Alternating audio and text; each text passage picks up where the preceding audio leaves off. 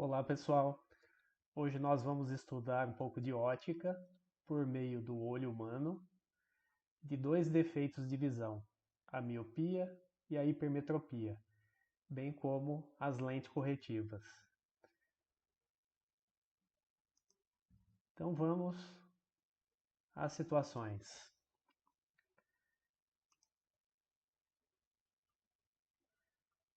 Aqui nós temos a imagem de um olho humano. Claro que o olho é bem mais complexo que isso, entretanto a gente vai apontar alguns elementos importantes para o estudo da ótica geométrica, que são a córnea, que é essa parte frontal do olho humano, a pupila, que é uma abertura por onde penetra a luz, o cristalino, que é essa lente e a região mais rígida do olho, a íris, que é um conjunto de músculos e que dá cor ao olho, o músculo ciliar, que prende o cristalino no globo ocular, e aqui no fundo do olho nós temos a retina, que é um tapete no qual se encontram as células que são responsáveis pela definição das cores e da intensidade luminosa, que enviam essas informações para o cérebro por meio do nervo óptico, e o olho é todo preenchido pelo humor vítreo. Para estudar um pouco mais, vamos analisar o seguinte problema. A maior parte da refração ocorre na córnea, ou seja, a luz passa do ar para o interior do olho, atravessando a córnea, cujo índice de refração é de aproximadamente 1,34. Calcule o raio de curvatura da córnea para que ela focalize a imagem de um objeto com 10 centímetros de altura na retina, que está situada a 25 milímetros de distância. E o item B, qual é a altura da imagem desse objeto, situado a 2 metros do olho? Considere o índice de refração do ar igual a 1. Essa equação que nós vamos usar é uma equação bem interessante, porque nós temos o objeto que se encontra no ar, em um meio, e a imagem vai ser formada em outro meio. Então, diferente do que normalmente é analisado com a equação de Gauss, aqui o objeto está em um meio, que no caso é o ar, e a imagem é formada dentro do olho, em que nós temos um outro meio com índice de refração diferente. Então aqui, a equação é a seguinte, é a razão entre o índice de refração do ar e a posição do objeto, mais a razão entre o índice de refração do olho dividido pela posição da imagem, é igual à diferença entre o índice de refração do olho e o índice de refração do ar dividido pelo raio de curvatura. O que a gente quer determinar é justamente essa curvatura, esse raio de curvatura da córnea. Então vamos aos dados. A posição do objeto, 2 metros do olho, e aqui eu transformei em milímetro, vou usar como referência em milímetro pelo fato da distância da córnea até a retina estar em milímetro. Índice de refração do olho, 1,34. Posição da imagem lá na retina, 25 milímetros. O objeto tem 10 centímetros de altura, também transformado em milímetro, 100 milímetros. E aqui está a equação que eu acabei de demonstrar, claro que isolando o raio de curvatura. Então, o raio de curvatura é a posição do objeto multiplicado pela posição da imagem, multiplicado pelo índice de refração do olho, que eu estou chamando de N, menos 1, que é o índice de refração do ar, dividido pelo índice de refração do olho vezes a posição do objeto, mais a posição da imagem. Note que eu vou usar uma segunda equação, e aí a gente pode fazer uma comparação levando em conta que a distância do objeto até o olho é bem maior do que a distância da córnea até a retina. E com isso, esse primeiro termo da equação, índice de refração do ar dividido pela posição do objeto, se torna muito pequeno comparado com esse outro termo, que é o índice de refração do olho dividido pela posição da imagem. Então, nesse sentido, a gente vai fazer uma aproximação dessa equação, considerando que esse primeiro termo tende a zero. Consequentemente, eu obtenho um outro raio de curvatura. Claro que a equação vai ficar bem mais simples, só que aí a gente vai ter uma incerteza no resultado e vamos analisar qual será essa incerteza depois. Então aqui nós temos que o raio, considerando essa aproximação, é igual à posição da imagem, que multiplica a diferença entre os índices de refração do olho e do ar, dividido pelo índice de refração do olho. E no item B do problema, a gente vai analisar o tamanho da imagem. Então, o tamanho da imagem é menos o tamanho do objeto, que eu chamei de O, vezes a posição da imagem, dividido pelo índice de refração do olho, vezes a posição do objeto. Ok? Então, essa é a equação que nos permite determinar o tamanho da imagem. Vou rodar. Então, aqui nós temos que o raio de curvatura da córnea é de 6,28 milímetros. Né? Isso levando em conta a equação completa. Levando em conta a equação aproximada, o raio de curvatura deu 6,34. Então, essa aproximação acaba gerando um erro de 0,93%. Aí a gente pode escolher uma equação mais simples, acaba tendo aí um erro em torno de 1%. Ok? Tem essa perda. E o item B, a altura da imagem, é de menos 0,93 milímetros, essa imagem formada em cima da retina. O sinal de menos é porque essa imagem é formada de forma invertida. Agora a gente vai analisar duas situações, a miopia e a hipermetropia. Considerando a lei de Gauss, então nós temos que o inverso da distância focal é igual ao inverso da posição do objeto mais o inverso da posição da imagem. Vou chamar uma imagem aqui para a gente entender melhor o que é a miopia. Então está aqui. A principal causa da miopia é esse alongamento do globo ocular.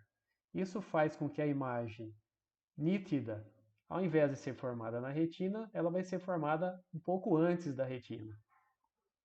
Consequentemente, a pessoa terá uma dificuldade de formar uma imagem nítida para um objeto distante.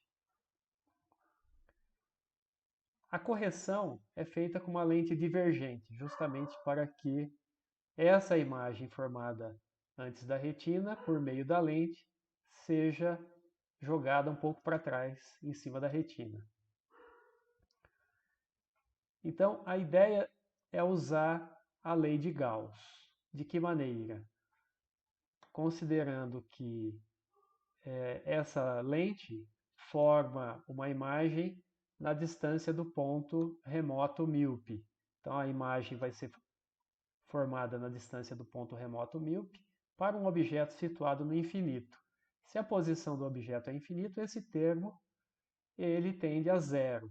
Então a gente vai ter que o inverso da distância focal, que a gente chama de convergência, é igual ao negativo de 1 dividido pela distância do ponto remoto míope. E o sinal de menos indica que essa é uma imagem virtual.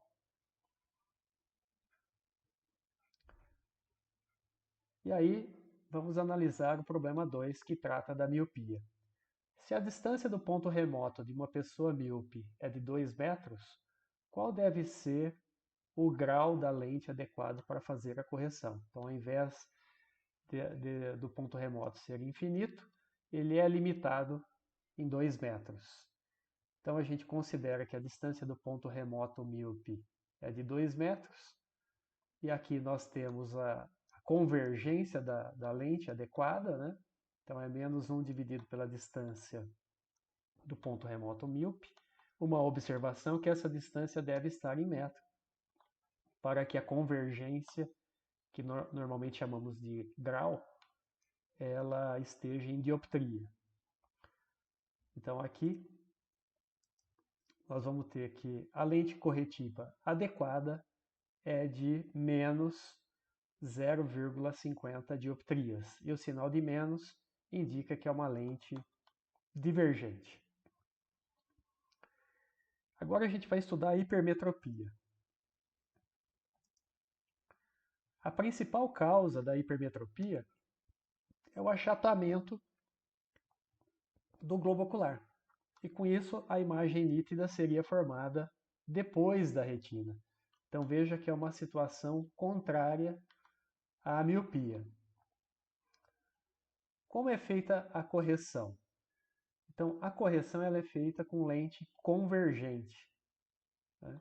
E usando novamente a equação de Gauss, o inverso da distância focal, que nos dá a convergência da lente, vai ser 1 dividido pela distância do ponto próximo normal, que normalmente é adotado 25 centímetros, menos 1 dividido pela distância do ponto próximo hipermétrope.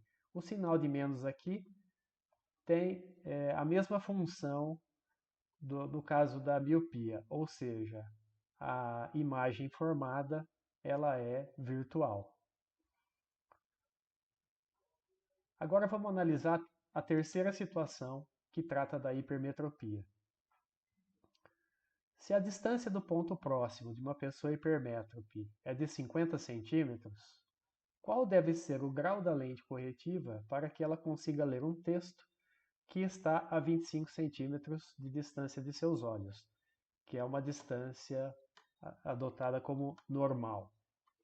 Então, a distância do ponto próximo normal é de 0,25 metros, ou 25 centímetros. Dessa pessoa é de 50 centímetros, ou seja, meio metro. Aí, usando a equação de Gauss, a convergência da lente para a correção da hipermetropia vai ser o inverso da distância do ponto próximo normal menos o inverso da distância do ponto próximo hipermétrope. E com isso a gente consegue determinar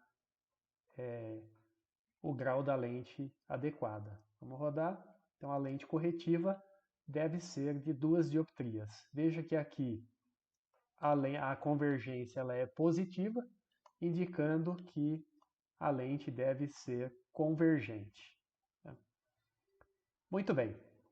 Aqui eu estou mostrando a equação dos fabricantes, porque é a curvatura das lentes que determina o grau da lente, a convergência da lente, além dos índices de refração associados à utilização dessa lente. Então aqui nós temos que a convergência de uma lente é dado pela razão entre o índice de refração da lente e o índice de refração do meio onde essa lente será usada, que no caso é o ar, menos 1, que multiplica 1 sobre R1 mais 1 sobre R2, onde R1 é o raio de curvatura de uma face e R2 é o raio de curvatura da outra face.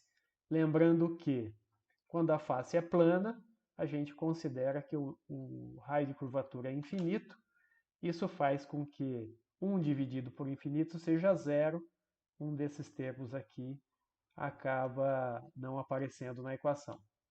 Quando a face ela é convexa, o raio de curvatura ele é positivo. E quando a face é côncava, o raio de curvatura é negativo. Então aqui vamos ao outro problema. Calcule os raios de curvatura, quer dizer, a quarta situação é calcular os raios de curvatura das lentes corretivas dos itens anteriores, considerando as duas faces iguais, sendo o índice de refração do material da lente igual a 1,60. Então, o vidro utilizado na construção da lente tem índice de refração 1,60 e o do ar igual a 1. Então, aqui nós temos o índice de refração da lente é 1,60, o índice de refração do ar é 1, e aqui eu estou definindo uma equação para o raio de curvatura em função da convergência adequada. Ou seja, o índice de refração da lente dividido pelo índice de refração do ar menos 1, que multiplica 2 dividido por c. Esse 2 aparece porque eu estou considerando que as duas faces são iguais. Muito bem, então aqui eu vou mandar imprimir os raios de curvatura da lente que faz a correção da miopia e da lente que faz a correção da hipermetropia.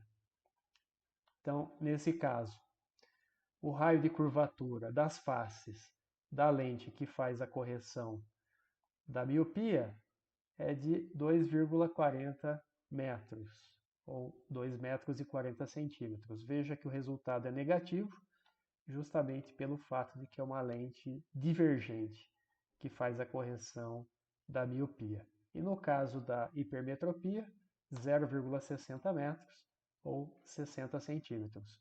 Note que nesse caso o raio de curvatura é positivo, indicando que a lente deve ser convergente. E aqui nós temos, vou chamar uma imagem que mostra o tipo de lente que faz a correção da miopia e da hipermetropia. Então, no caso dessa situação, como a gente está considerando as duas faces iguais, então no caso da miopia nós temos uma lente bicôncava e no caso da hipermetropia nós temos uma lente biconvexa. Então, pessoal, por hoje é isso. Espero que tenha sido útil esse problema, estudando um pouquinho de ótica geométrica. Valeu, até a próxima.